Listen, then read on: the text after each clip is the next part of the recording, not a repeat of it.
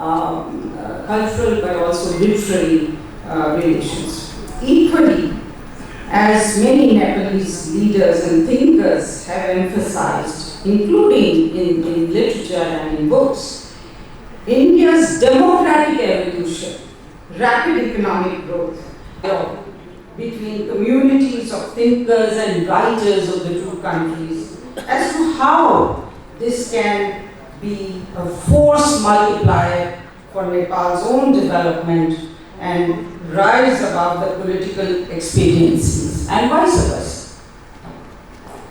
There have been rich and rewarding exchanges, as has been language and literary, philosophical, religious, spiritual, and ideational tradition and heritage from the Vedas, Ramayana, Mahabharata, Puranas, Bhagavad Gita, the Buddhist Pitakas, the Jatakas, the folk tales, to modern day social realism, poetry, novels, cinema, Bollywood. It's such a wonderful feeling and a very emotional, I'm feeling very emotional to be back here in Kathmandu, in Nepal,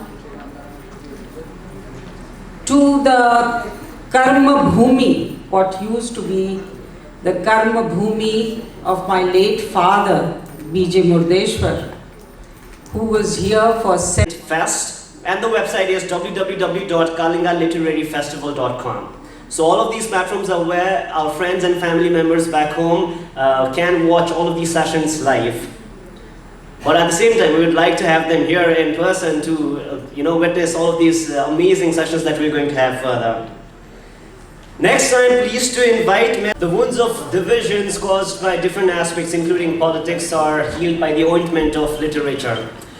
As he also mentioned and highlighted the risks of languages being extinct, the 100 plus languages he mentioned, we definitely do have the programs and sessions in mother tongues. We also hope as he departs from the hall that he makes genuine efforts to ensure that the government plays its part in ensuring the conservation of the languages that are at risk, and as close neighbors share a unique relationship of friendship and cooperation characterized by deep-rooted people-to-people contacts anchored in age-old civilizational linkages and shared culture and traditions. It is indeed very satisfying to see that a variety of cultural exchanges have been taking place regularly between India and Nepal. The very fact that Kalinga Literary Festival has been holding its international edition for the last 3 years in Nepal is also a testament to the age-old civilizational, cultural and people-to-people linkages between our two countries. The central theme of this year's festival, that is Nepal, the gateway to Asian art, culture and literature, aptly resonates with the cultural heritage enjoyed by this country. This heritage also has deep connections with India and its people, which makes the India-Nepal relationship unique and unparalleled in the entire world.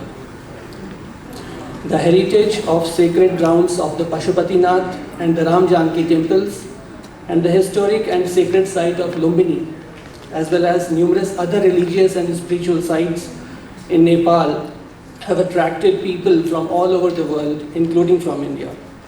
Nepal's unique geographical features, including the serene and picturesque Himalayas, have inspired countless writers, poets, explorers, and adventurers, further highlighting the vital role of tourism in cultural exchanges.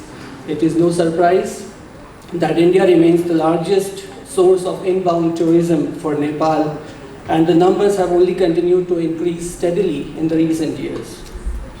As we know, language and literature serve as one of the most effective forms of cultural dialogue, as they reveal shared experiences that foster mutual understanding and appreciation. The historical collaboration between Nepali and Indian writers, poets, and scholars has fostered a vibrant cross-cultural exchange, deeply influencing the literary traditions of both our countries. These enduring exchanges have expanded and enhanced our literary heritage with their collective works offering unique insights and perspectives that resonate with their global readership, thereby further strengthening our cultural and intellectual bonds. Nepal's diverse languages such as Nepali, Newari, and Maithili have also added great value to the world of literature. In this regard, I am pleased to share here that last month we inaugurated the new building of the Nepal Bhasha Parishad in Kathmandu, built under Government of India's post-earthquake reconstruction assistance. The building, as you might be knowing, was originally the ancestral residence of eminent Nepali poet Kavi Keshri Chittadhar Hridaya, who contributed immensely towards preserving Newari language and culture. We remain committed to working together with Nepal to preserve and further strengthen our shared cultural heritage. Kalinga Literary Festival serves as a reminder of the rich cultural heritage we share and the collaborative spirit that continues to drive our literary endeavors, thus fostering greater dialogue and understanding between our two peoples and countries. I am confident that the festival, with its diverse array of speakers, poets, and artists, will continue to provide a platform to celebrate the connections and mutual goodwill between the peoples of India and Nepal. I wish the festival a great success. Thank you. Dhanyavad. Nepal प्रज्ञा प्रतिष्ठानको कुलपतिको हैसियतले काम गरेपछि त्यो एउटा प्राज्ञिक नियुक्ति अथवा प्राज्ञिक साहित्यिक एउटा नेतृत्वदायी भूमिकामा रहेपछि अलिकति समयको पाबन्दी जहिले पनि हुने त्यो अनुभव मलाई भइराखेको छ र आजै पनि यो फेस्टिभलमा निम्तो आइसकेपछि गत साल अनुपस्थित भएको परिपूर्ति यो कार्यक्रममा गर्नुपर्छ भन्ने मलाई एकदमै भित्रै दिलदेखि नै लागिराखेको। तर आज 8:30 बजेको एउटा कार्यक्रम मेरै कारणले लगभग 1.5 घन्टा पछाडि घचेटिएको छ। एउटा बालुवाटारमा अर्को एउटा पुस्तक विमोचन छ, त्यहाँ पनि पुग्नै पर्ने हैसियतले, त्यहाँ पनि पुग्नै पर्ने कारणले म यहाँ अलिकति छिटो आयोजकहरूलाई हिजै मैले अनुरोध गरेको थिएँ, मलाई छिटो 2 शब्द बोल्ने मौका दिएर बिदा दिनुहोला भनेको थिएँ, त्यसले गर्दा उभिएको छु। यो एसयुसी प्रज्ञा प्रतिष्ठान र कलिङ्गा यो लिटरेरी फेस्टिभलको आयोजनामा, यो सहआयोजनामा अथवा यो दुईटा सहकार्यको आयोजनामा हरेक वर्ष मनाउने शीर्षकमा लिटरेरी फेस्टिभल भने पनि यो सम्पूर्णतः यो सांस्कृतिक गतिविधि र सांस्कृतिक समायोजन, सांस्कृतिक संयोजन, सांस्कृतिक सहमिलनको कार्यक्रम हो भन्ने लाग्छ मलाई। यो सांस्कृतिक अन्तर्क्रियाहरूले, सांस्कृतिक सम्मिलनको गतिविधिले मलाई के लाग्छ भने मानवमा जोडिने अथवा पृथ्वीलाई अब सारा संसारले जोड्ने एउटा ठुलो गतिविधि, एउटा ठुलो कसरत, एउटा ठुलो चाहिँ आयाम हो भन्ने लाग्छ मलाई। मानिसहरूलाई जोड्ने होला, संसारभरिका मानिसहरूलाई जोड्ने। र यो कलिङ्गा फेस्टिभल, लिटरेरी फेस्टिभल र एसयुसी प्रज्ञा प्रतिष्ठानले चाहिँ साउथ एसियन कन्ट्रीहरूलाई निरन्तर जोडिराखेको अनुभूति छ मलाई। किनभने हामीलाई थाहा छ सांस्कृतिक आदान प्रदान र सांस्कृतिक अन्तर्क्रियाले नै सुदूरका मानिसहरूलाई जोड्ने गर्छ। राजनीतिले त जहिले पनि टुक्र्याउने, छुट्याउने गर्दो रहेछ। अलिकति सुन्दाखेरि अराजक जस्तो लाग्छ होला यहाँहरूलाई। राज्यको उत्पत्ति मानव सभ्यतामा जब भयो त्यस पछाडि मानिसहरू छुट्टिए, देश निर्माण भए, सिमानाहरू निर्माण भए। त्योभन्दा अगाडि मानिसहरू खास गरी सांस्कृतिक समूहमा बाँडिएका मानिसहरू थिए। कबिला भने पनि सांस्कृतिक समूहमा बाँडिएका मानिसहरू थिए। सांस्कृतिक समूहमा मात्रै रहेका मानिसहरूले कहिले पनि सिमाना कोरेनन्। याद गर्नुहोस्, कहिले पनि यसो विचार गर्नुहोस्, कहिले पनि सिमाना कोरेन।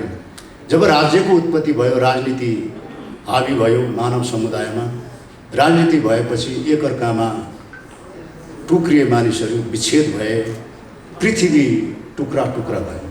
र अहिले हामी बिस्तारो बिस्तारो यो चरणमा आइपुगेका छौँ कि बिस्तारो सांस्कृतिक अन्तर्क्रिया मार्फत विश्वलाई जोड्ने, संसारलाई जोड्ने उपक्रममा हामी आइपुगेका छौँ। कार्ल मार्क्सले राज्य विलोपको, राज्यविहीनता, राज्य विलोपको एउटा परिकल्पना गर्नुभएको थियो। त्यस्तै यहाँहरूलाई थाहा छ, बिटल्सका एउटा सिद्धहस्त गीतकार, सङ्गीतकार, गायक जोन लेननले गाएको एउटा इमेजिन भन्ने गीत सुन्नुभएको होला। त्यहाँ पनि राज्यविहीनताको, राज्य विलोपीकरणको परिकल्पना गरिएको छ। त्यसमा चाहिँ के छ भने त्यसले के परिकल्पना गरेको छ भने सम्पूर्ण मानव सभ्यता यो देश सीमा सीमाले विच्छेद गरे पनि सम्पूर्ण मानिसहरू बराबर हुन्, समान हुन्, यो पृथ्वी साझा हो भन्ने ढङ्गको एउटा सन्देश दिएको छ। र मलाई के लाग्छ भने सांस्कृतिक सम्बन्धले, अन्तर सम्बन्धले नै मान्छेलाई जोड्दछ। र राज्यको उत्पत्तिले चाहिँ खास गरी दुईटा कुरा गरेको देख्छु। एउटा कुरा के भने सिमानाले मानिसमा एउटा विच्छेदीकरण गर्यो। दोस्रो कुरा चाहिँ के गरेछ भने राज्यको उत्पत्तिले देशभित्र रहेका अन्य सांस्कृतिक समुदायलाई दबावमा राख्यो, दबाएर राख्यो। र यो दुईटा विषयलाई अहिलेको हाम्रो सांस्कृतिक अन्तर्क्रियाले, विभिन्न देशावरसँगका सांस्कृतिक अन्तर्क्रियाले यसलाई हामीले जोड्नुपर्नेछ, मानिसलाई जोड्नुपर्नेछ। र नेपाल प्रज्ञा प्रतिष्ठानको अहिले खास गरी हामी आइसकेपछि, मेरो नेतृत्वमा आइसकेपछि चाहिँ एउटा राज्यको उत्पत्ति भइसकेपछि राज्यको अवधारणाभित्र रहेका अन्य सांस्कृतिक समुदायले जुन दबावमा राखेको छ, त्यो दबावलाई न्यूनीकरण गर्ने अभ्यासमा हामी छौँ। अहिले यहाँले देखिराख्नु भएको होला, नेपाल, यहाँलाई थाहा छ, नेपाल 124 भन्दा बेसी भाषाभाषी भएको देश हो। त्योभन्दा बेसी जाति समुदाय भएको देश संसारमै बिरलै होला। यस्तो देश, यति सानो देशमा यति ठुलो डाइभर्सिटी, त्यो डाइभर्सिटीलाई मूलधारमा ल्याउने, त्यो डाइभर्सिटीलाई एक अर्कामा जोड्ने, आन्तरिक राष्ट्रहरूलाई सबल बनाउने हामी त्यो कोसिसमा नेपाल प्रज्ञा प्रतिष्ठान लागिराखेको छ। हरेक 124 भाषाकै सकभर त्यहाँनिर बहस विमर्श, अध्ययन, अनुसन्धान, प्रकाशन गर्नको लागि हामी दत्तचित्त छौँ। र मलाई के लाग्छ भने यसैले नेपाल पनि भित्रका आन्तरिक राष्ट्रहरू सबल भयो भने त्यो सबलीकरणले के गर्छ भने अन्तर्राष्ट्रिय हिसाबमा आफ्नो पहुँच पुग्ने, आफ्नो पहिचान स्थापित गर्न सजिलो हुने मैले देखेको छु। त्यसले गर्दाखेरि आजको यो कार्यक्रम एसोसी प्रज्ञा प्रतिष्ठान र कलिङ्गा चाहिँ लिटरेरी फेस्टिभल, भारतको कलिङ्गा लिटरेरी फेस्टिभल, यो दुईटा देशको दुईटा संस्थाहरू मिलेर साउथ एसियनलाई जोडिराखेको छ। साउथ एसियन यो मानिसहरूलाई जोडिराखेको अनुभूति छ मलाई। यसको लागि म एसोसी प्रज्ञा प्रतिष्ठानले गरिरहेको गतिविधिलाई मेरो भित्रै दिलदेखि नै प्रशंसा गर्न चाहन्छु। र मेरो धेरै लामो, अब 10 बजिसकेछ, 9:30 बजे म आइपुग्छु भनेर म हिँडेको मान्छे, धेरै लामो बोल्न म त्यति समय पनि छैन, चाहन्न पनि। अब थुप्रै सेसनहरू देखिराखेको छु। यो अर्को कुरा के भने योभन्दा अगाडि अघिल्लो वर्ष सम्भवतः मलाई लाग्छ मातृभाषाको कार्यक्रमहरू पनि भयो होला। यसपल्ट त्यति देखिनँ मैले। यो के अरे छ भने अत्यन्तै राम्रो। मातृभाषाको कार्यक्रमलाई हामीले नेपालको कुनै पनि प्राज्ञिक र सांस्कृतिक सेक्टरहरूले मातृभाषाको कार्यक्रमहरूलाई हामीले छोड्नु हुँदैन। अघि नै मैले भने 124 भाषा मातृभाषा भएको देश हो। प्रत्येक भाषाले मूलधारमा आउनको लागि त्यो प्रत्येकको अधिकार छ। प्रत्येकलाई हामीले माया, सम्मान, सद्भाव गरेर नै देश निर्माण गर्नुपर्छ, सबैले जोड्ने उपक्रममा हामी लाग्नुपर्छ भन्ने चाहिँ एउटा सुझाव त के भन्ने, एउटा आग्रह खास गरी यो मेरो यहाँलाई अनुरोध गर्दै मेरो केही शब्द यहीँ टुङ्ग्याउँछु। धन्यवाद।